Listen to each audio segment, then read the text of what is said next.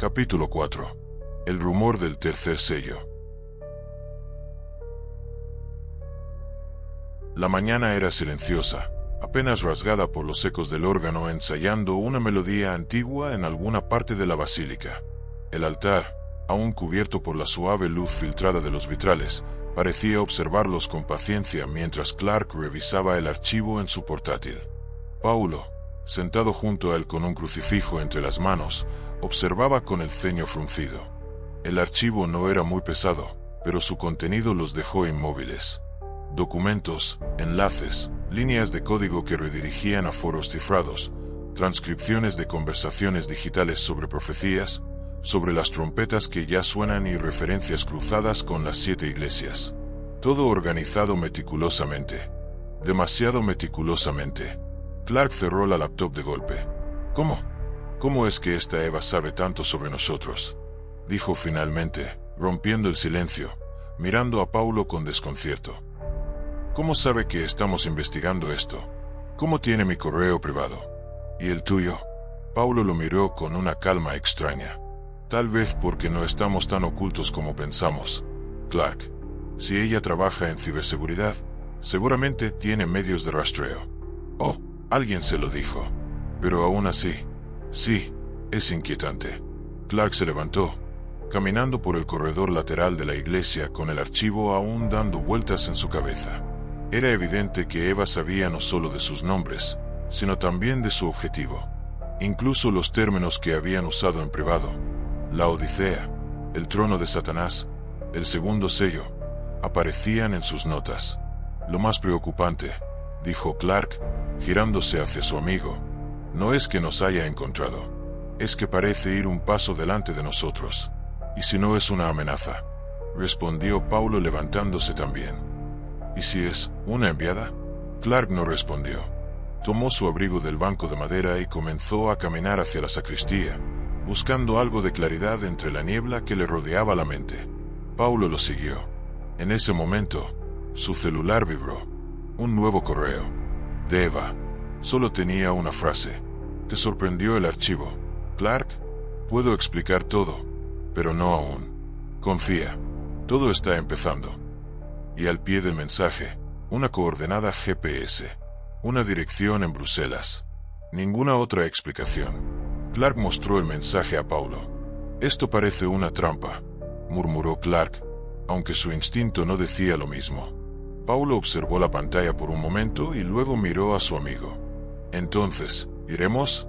Clark respiró profundo. Miró el altar silencioso, luego a la cruz, y finalmente a Paulo. No lo sé, pero vamos a averiguar quién es Eva Morel. Empecemos desde aquí, desde esta iglesia. Y así, entre ecos de campanas y columnas milenarias, comenzaba una nueva búsqueda. Una nueva pieza entraba al tablero, silenciosa, observando desde Bruselas.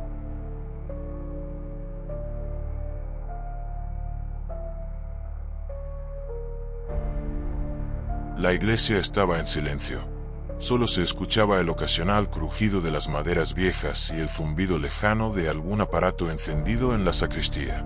Clark caminaba de un lado al otro entre las bancas, mientras Paulo, con su computadora abierta sobre una mesa auxiliar, trataba de cruzar datos, artículos, fragmentos de foros religiosos y publicaciones académicas buscando alguna pista de quién era exactamente Eva Morel. No hay casi nada de ella en redes sociales. Nada que no sea extremadamente profesional, comentó Paulo sin apartar la vista de la pantalla. LinkedIn muestra una conexión con algunas firmas de ciberseguridad europeas, y su nombre aparece en un par de papers sobre protección digital de archivos eclesiásticos. Pero eso es todo. Demasiado limpio. ¿Demasiado limpio?, preguntó Clark, deteniéndose. Sí, como si alguien lo hubiese curado a propósito. Esto no es solo alguien que protege su privacidad, esto es alguien que sabe borrar su rastro. Clark entrecerró los ojos. Se acercó a Paulo y observó uno de los artículos en pantalla. Morel, Eva. Arquitectura de protección criptográfica para archivos eclesiásticos no digitalizados. Lo leyó en silencio, y una inquietud creció en su pecho. Paulo, ¿por qué una experta en ciberseguridad trabaja específicamente con archivos eclesiásticos? ¿Qué tiene que ver eso con todo esto? ¿Cómo sabe tanto de nosotros? Justamente eso me tiene inquieto, respondió Paulo, cerrando su portátil. Esto va más allá de una simple curiosidad académica. Ella nos encontró y se adelantó a nuestros propios pasos. De repente, la puerta lateral de la iglesia se abrió con un suave chirrido. Clark y Paulo se giraron al unísono. Una figura femenina, vestida con un abrigo oscuro y una bufanda gris que le cubría parcialmente el rostro, avanzó por el pasillo central. Sus pasos resonaban con un eco sutil en la nave vacía. Llevaba una pequeña mochila cruzada y en su mano derecha, un teléfono móvil apagado. «No hace falta que me sigan buscando», dijo la mujer con voz firme pero tranquila. «Estoy aquí para hablar. Me llamo Eva Morel». El silencio fue absoluto por unos segundos. Clark la observó, intentando leer más allá de su expresión serena. «¿Cómo sabes tanto sobre nosotros?», preguntó, sin rodeos. Eva dejó su mochila suavemente sobre un banco y los miró con un destello de ironía en la mirada, aunque sus ojos no mostraban amenaza, sino determinación. «Porque llevo meses rastreando actividad digital vinculada a lo que ustedes están estudiando, y porque ustedes dos dejaron más huellas de las que creen». «¿Estás diciendo que nos estabas vigilando?», intervino Paulo, visiblemente inquieto. «Vigilarlos, no. Más bien, estaba esperando ver si eran reales. Y lo son. Ustedes han hecho las preguntas correctas.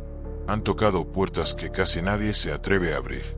Y si no fuera porque me preocupé por lo que descubrí, no estaría aquí». Clark se acercó un paso más, con gesto aún contenido. «¿Y qué fue lo que descubriste, Eva?». Ella los miró con una seriedad nueva. Entonces respondió: «Algo que me hizo replantearme todo lo que creía. Pero si quieren que les diga todo, será mejor que nos sentemos. No soy creyente, pero hay cosas que no puedo ignorar. Y ustedes están más cerca de la verdad de lo que imaginan». Los tres quedaron en silencio por unos instantes. Clark y Paulo se miraron entre sí. Sin necesidad de decirlo, entendieron que el rumbo acababa de cambiar. Y así, en el corazón silencioso de la iglesia, bajo la sombra de vitrales apagados por la noche, comenzaba una nueva etapa, porque el conocimiento que Eva traía consigo podría ser la pieza que faltaba en el mapa del Apocalipsis, o la advertencia que nunca debió ser ignorada. La mujer del umbral. La iglesia estaba en calma, como si los ecos de las palabras de Eva todavía rebotaran entre las paredes de piedra y vitrales apagados. Afuera, el cielo comenzaba a oscurecer. Clark se sentó frente a ella, en el mismo banco. Paulo se quedó de pie, apoyado contra una columna, con las manos cruzadas frente al pecho. «Cuando dijiste que no eras creyente», comenzó Clark con tono bajo, «¿qué querías decir exactamente?». Eva lo miró por un momento antes de responder. No con frialdad, sino como quien está organizando piezas sueltas en la mente. «Crecí en un hogar sin religión. Nada hostil, simplemente ausente. Para mí, la fe era un sistema más, como un código antiguo que algunos elegían ejecutar. Estudié ingeniería porque todo tenía una lógica, un patrón. Pero hace unos meses, eso cambió». Clark se inclinó un poco hacia adelante. «¿Qué pasó?». «Al principio, solo era trabajo. Ataques a servidores del Vaticano, manipulación de bibliotecas académicas religiosas, interferencias en la red de universidades jesuitas, cosas que no llaman la atención de nadie. Pero empecé a encontrar textos, fragmentos. No estaban escritos por humanos, o al menos, no por humanos actuales.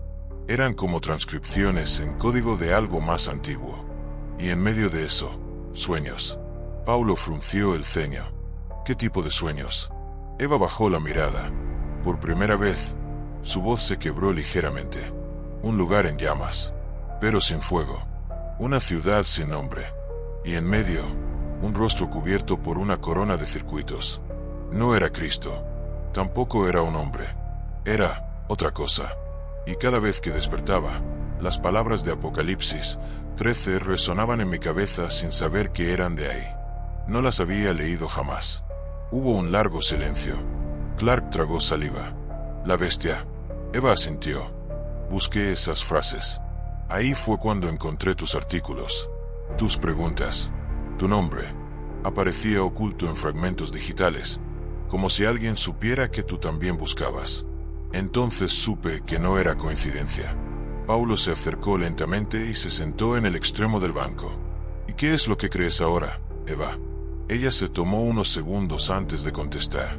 Su voz fue más suave que antes, pero firme. No creo en una religión todavía, pero sí creo que algo está despertando. Algo que conocía las profecías antes que nosotros. Y si alguien tiene una posibilidad de entenderlo, son ustedes. Porque ustedes no están cegados por la certeza. Ustedes dudan, y en esa duda, buscan. Como yo. Clark esbozó una sonrisa pequeña, rota pero sincera. Le ofreció la mano, y ella se la estrechó. Entonces vamos a buscar juntos. Eva asintió. Les traje algo. Una parte de todo lo que encontré. No podía enviarlo por internet. Está todo encriptado. Pero hay un fragmento que me pareció imposible de ignorar. Algo que apareció por primera vez hace unos días. Y estoy segura de que no fue generado por IA. Esto tiene otra fuente. Paulo se incorporó, ya en modo alerta.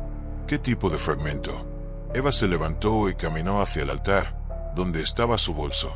Sacó una pequeña tableta, conectó el dispositivo USB que había mostrado antes y lo proyectó en la pantalla. Esto apareció en un servidor oculto alojado en Israel.